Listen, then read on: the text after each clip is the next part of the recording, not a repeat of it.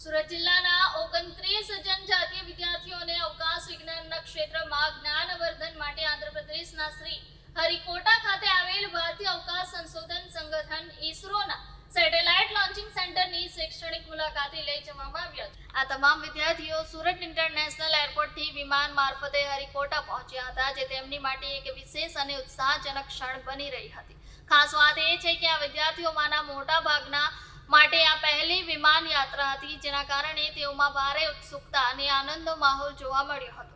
આ સફર તેમના જીવનનું એક સંસ્મરણીય અને પ્રેરણાદાયી અનુભવ બની રહી છે।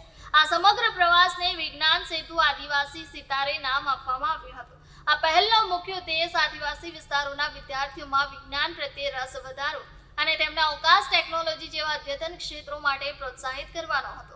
આ કાર્યક્રમ દ્વારા વિદ્યાર્થીઓને નવી તકનીકી જાણકારી અને પરિચિત કરાવવા તેમના ભવિષ્ય માટે નવી દિશા આપવાનો પ્રયાસ કરવામાં આવી રહ્યો છે।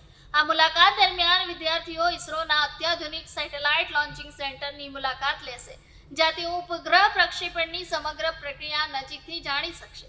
તેઓને ત્યાંના વૈજ્ઞાનિકો સાથે સીધી વાતચીત કરવાની તક પણ મળશે, જેના દ્વારા તેઓ અવકાશ સંશોધન અને ટેકનોલોજીના ક્ષેત્રે વધુ ઊંડાણપૂર્વક સમજ મેળવી શકશે। આ શૈક્ષણિક પ્રવાસના નોડલ અધિકારી તરીકે મોતાના આચાર્ય અશોક કુમાર ગુપ્તાની નિમણૂક કરવામાં આવી છે।